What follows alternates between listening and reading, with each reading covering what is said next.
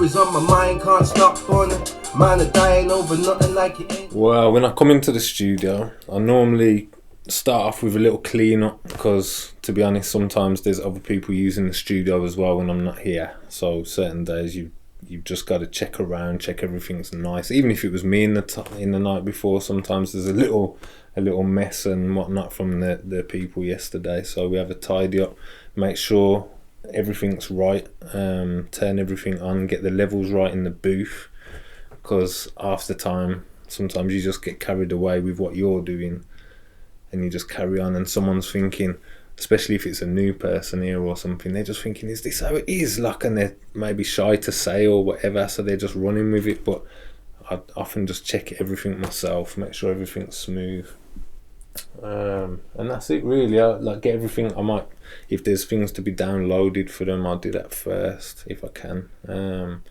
that's about it really. Stop on it. Man are dying over nothing like it ain't nothing. Cops coming. Yeah. Run that one back. Yeah. I'm all about. When I have a new artist, it's mad because, like, you never know. It's like anyone you meet. Like, you either sometimes get an instant like or dislike. So them kind of things play a big part in how the session's gonna go as well. But more time for me, I will just make sure. Again, I say I set up. I make sure when they're here I explain everything what's gonna go on, or explain what everything is, so they feel comfortable with all the tools that they're using. And then even then it's like being kind of open with them, because it's that sometimes it gets easy just to sit and stare and next and what you're doing and just get into the swing of things. But sometimes the more you talk and open up or make them feel free to talk, then you kind of, that's when they feel to say stuff more, because they feel comfortable to say what they need to say or whatever they're thinking. Because sometimes it will just go unsaid and then it can ruin the whole vibe or ruin the track or whatever it is, you know. So finding out really what they want out of it as well. Find out what they want, what they've done before, and often even down to the sound that they've got. Some artists who come here, they know what they want, but then some artists come and they're just interested to see what you can do. Know the killers call it death row, not literally, and heads no we are different beings, no Kenko. No fam, it's no latte. When I'm working with the artist, it's always good to be on the same page in all kinds of ways, even in general, because then you know what kind of sound and what they're expecting of you and what you expect of them. Say certain people like to talk a lot in the bit, especially, you know, rappers and singers, they got a lot to say. So often in between takes, people love to tell you why it messed up or all this stuff that doesn't really need to be said. And I'm a kind of person who, to get your money's worth, I'll try and drive the session on. So I don't want to hear talk. So you have to know each other, so you know how each other works to get the best out of each other.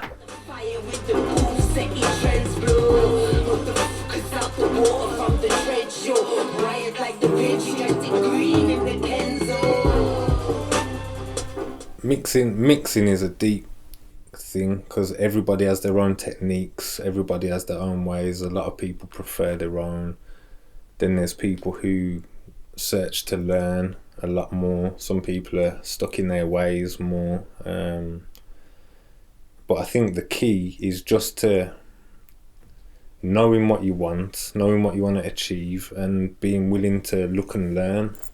Even if you're at the top of your game, there's still so much room for you to learn or try new things or discover new things or ways of doing things that you didn't do before.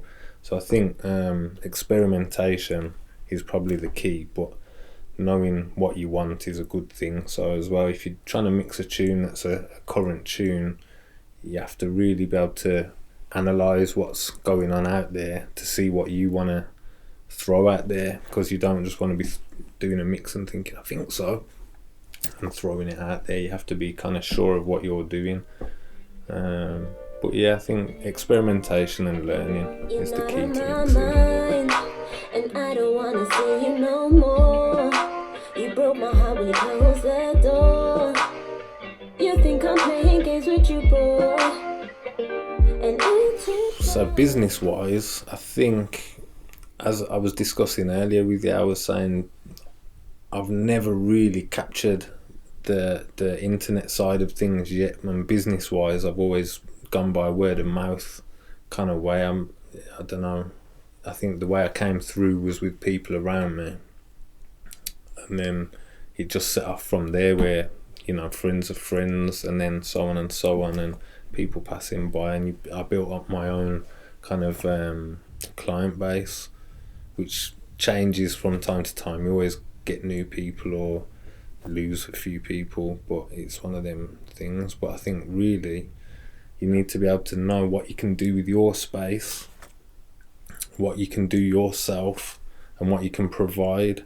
And then from when you know what you can do, then you need to just find the people who need your services. Every time I close my eyes, I see his face under the time. It's over and over again, touching on my body. I thank God for these blessings, they said, yeah. To start out in a studio business, it all depends on... No, it doesn't depend on anything, but I mean, to start out in a studio business, you just need to get some clientele who's basically going to be your guinea pigs as such, because they're going to be what you're going to be working with and sculpting, and whatever that will be your calling card. So you have to get some, like any, so it doesn't matter what's, and it's good even if you can get different types of music people, because that's pushing your boundaries and limits, because you're trying new things. Good equipment is always a good thing. I see a lot of people who start up studios, and even myself back in the day, I started with just whatever I had, and I'd just make sure I had enough stuff. But it really does pay off if you just get a very good computer and a good mic, things that are not going to let you down, and good sound card, basic things of a studio.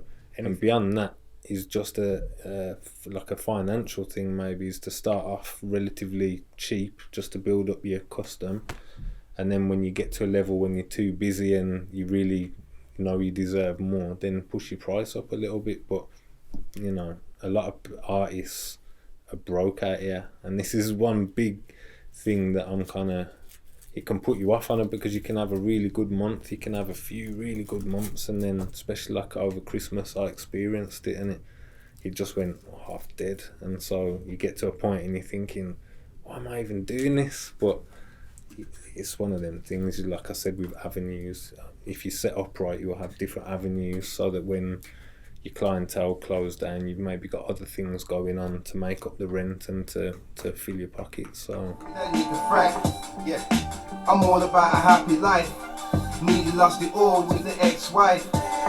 If you can learn anything from me, it's probably persistence through all the odds. That's the one thing. Like I'm lucky to say I've got supportive people around me who are there to push me and help me through with them sort of down moments that you think, why bother, or let's do something else. But my persistence is probably the one thing that's kept me here. And often you never know where you're going until you get there. So some people say success is a journey, it's not a destination, you know what I mean? So you have to just keep persisting at what you're doing to keep succeeding, because it's not just a one goal. You'll reach that goal and it won't seem like the goal anymore. So persistence is definitely the key for me.